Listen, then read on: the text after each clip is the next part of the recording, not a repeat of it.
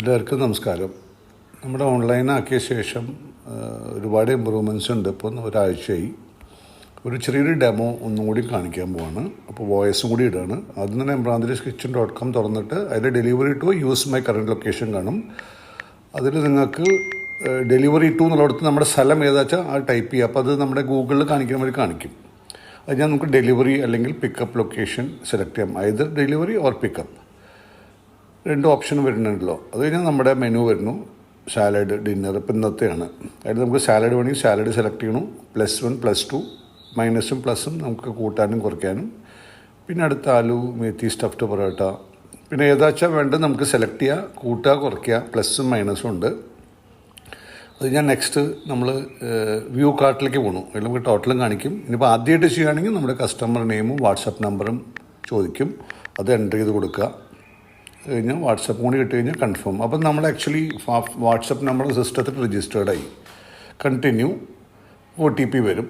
OTP അടിച്ചു കൊടുക്കുക. OTP അടിച്ചു കൊടുത്തു കഴിഞ്ഞാൽ നെക്സ്റ്റ് പേജിലേക്ക് പോണത് ഇനി ഇപ്പോൾ ഇതാ കാണാൻ പോകണു. Next continue. അപ്പോൾ നമ്മൾ ആഡ് അഡ്രസ് ആൻഡ് പേ. അപ്പോൾ നമ്മൾ ശരിക്കുള്ള അഡ്രസ്സും ഇനി പേയ്മെൻറ്റിലേക്ക് പോവാണ്. കണ്ടോ, എല്ലാ ഐറ്റംസും നമ്മൾ സെലക്ട് ചെയ്ത് വന്നു. ഇനി വേണമെങ്കിൽ ചേഞ്ച് ചെയ്യാം, നമുക്ക് നമ്പർ ചേഞ്ച് ചെയ്യാം. ഡെലിവറി ടു ഇപ്പോൾ പാർലിക്കാടെന്ന് കാണിച്ചേക്കണം. അപ്പോൾ സ്ഥലമായി. അപ്പോൾ തുടക്കത്തിൽ നമ്മൾ സ്ഥലം മാത്രമേ, ഇപ്പോൾ പൂങ്ങുന്നാണെങ്കിൽ പൂങ്ങുന്നിടണം ഓരോ സ്ഥലം. ഇനി നമ്മൾ കറണ്ട് ലൊക്കേഷൻ. അപ്പോൾ ഇത് കറണ്ട് ലൊക്കേഷൻ ഗൂഗിൾ തന്നെ നമ്മൾ ഐഡൻറ്റിഫൈ ചെയ്തതാണ്. ഈ ഇത് കാണുന്നത് H6 എന്നൊക്കെ പറഞ്ഞിട്ട് കാണുന്നില്ലേ, പാർലിക്കാട് കേരള.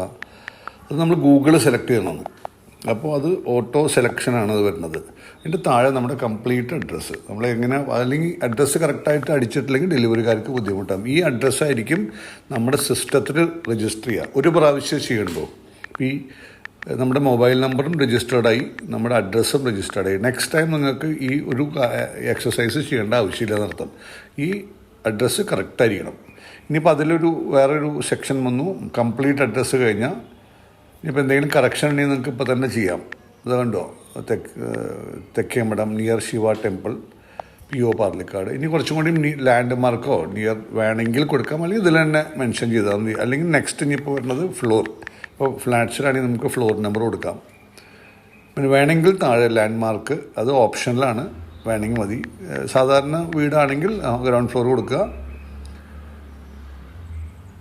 ഇനി വേണമെങ്കിൽ ഒന്ന് ചെക്ക് ചെയ്തിട്ട് കറക്ഷൻ എന്തെങ്കിലും ചെയ്യൂ.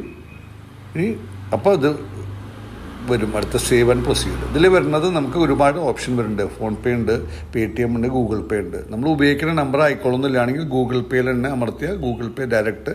പക്ഷേ ഗൂഗിളിലുള്ള ഫോണായിരിക്കുന്നത്. അല്ലെങ്കിൽ Paytm സെലക്ട് ചെയ്യുക. Paytm സെലക്ട് ചെയ്യുമ്പോൾ നമുക്ക് ഓപ്ഷൻസ് കൂടുതലുണ്ട്.